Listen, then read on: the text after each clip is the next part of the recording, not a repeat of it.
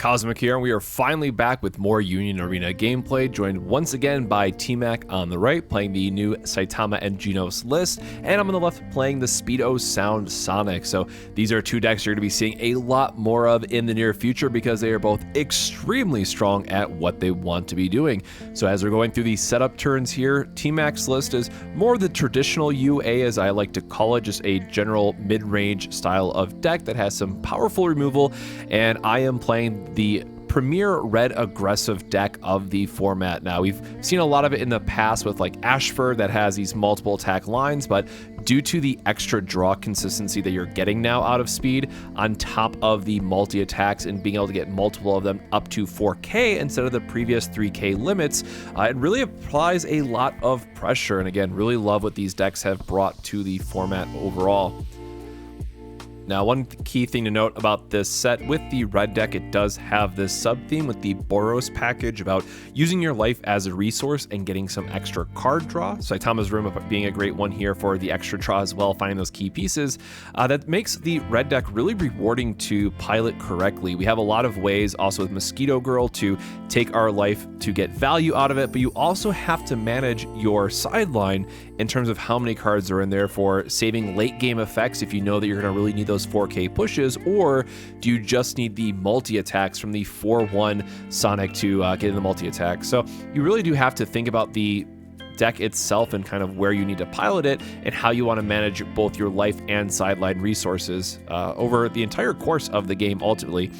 And Boros here, that card I was talking about, which just gives you additional cards, which is really helpful for red. You do have to take a life for it. And then also getting to play the BIDO Sound Sonic, the 4-1, the key staple for the deck, which is great for drawing a card. Red always wants to draw extra cards. And then also getting the swap ability, which allows you to get in some extra attack. So the other part of this deck that really makes it shine is the 4-2 Sonic, which allows you to play an extra unit for free, generally going to have an extra draw effect or just some other condition on it, but gives you another ready to attack character. And as you can see, we've played that other Sonic earlier to the backline, so now we're going to get 3 attacks out of Knowhere and take a very early life lead in this case because we were able to line it up. Now, TMAC does hit us with the incineration cannons, and he gets to choose now which one he wants to remove. Of course, hitting a 4K would be nice here, but he wants to get rid of some of the options here because he's going to have another one in his hand. Spoiler, but it does, really protect Sonic by the fact it goes to the back line. And that's kind of the other strength in this deck that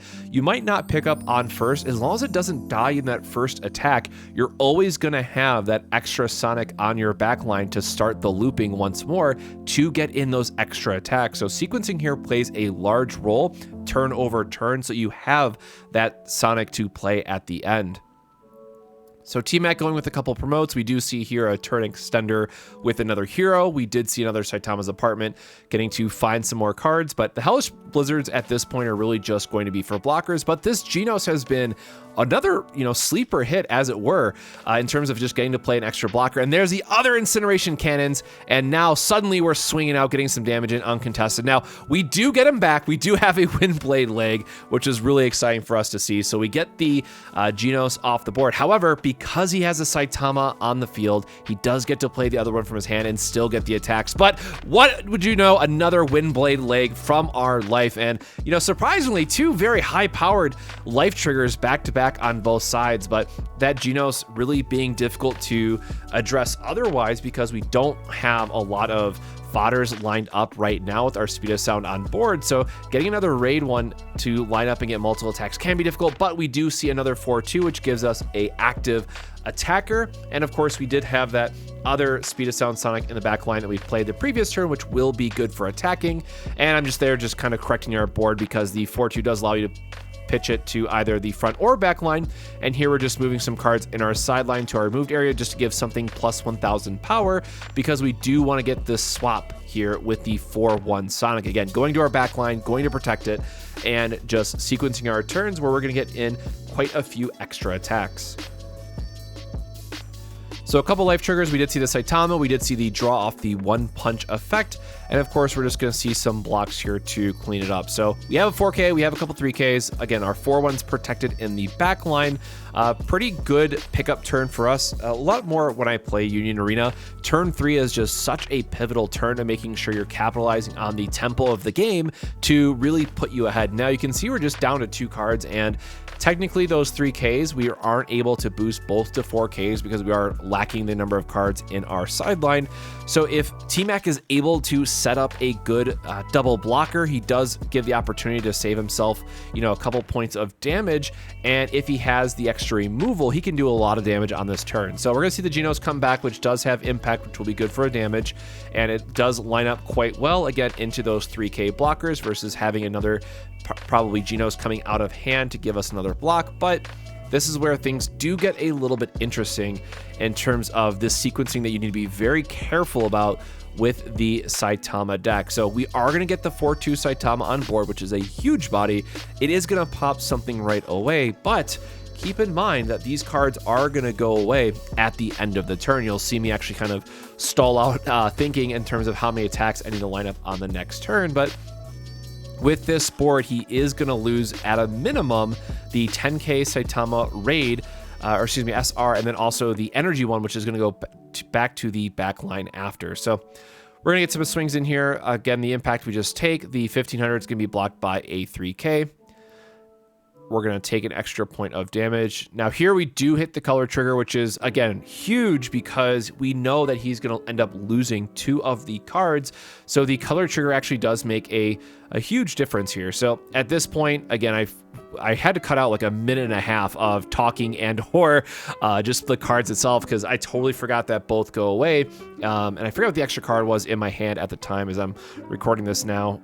But we just didn't have enough attacks with what was on board to kind of get through those walls because I've just been playing a lot of green Saitama recently, right, which does give you the block. But unfortunately, we are going to go down to just the Genos, and because we have that Boros double energy in the backline, again, so important for energy management here as well.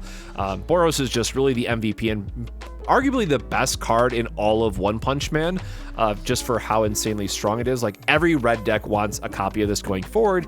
And again, we do play 2 copies of the raid version, so we're able to, go up to the 6 if we really need to. But here we're just trying to align what our energy is, trying to think if there's any other way that we can get an extra ability here, but instead we're going to go up to the Mosquito Girl, which gives us an extra 1K attack. And again, this is just about proper sequencing, and I want to show off that there are multiple lines that you can take here in terms of burning cards from your sideline to give plus 1K, the Mosquito Girl to give you plus 1K as well, and then on top of that, still making sure that we're down to 3 cards or less in our sideline by the time all these effects line up. So there is a lot of sequencing that you need to be really careful about with this deck, and unfortunately TMAC did get a little bit slower of a start for what he was looking forward to, but the Sonic showcase here really coming through and just how aggressive these new red strategies can be on top of the multiple attacks, but also getting up to that 4K limit, which was just so important at the end of the day. So of course we're gonna have the deck list here right at the end. Thank you TMAC for joining us once again, and I do apologize for the short break in the videos, but we'll have more Union Arena content coming up for you soon, so look forward to it. But until the next time, my friends, stay safe, stay hydrated, and we'll see you in the next video.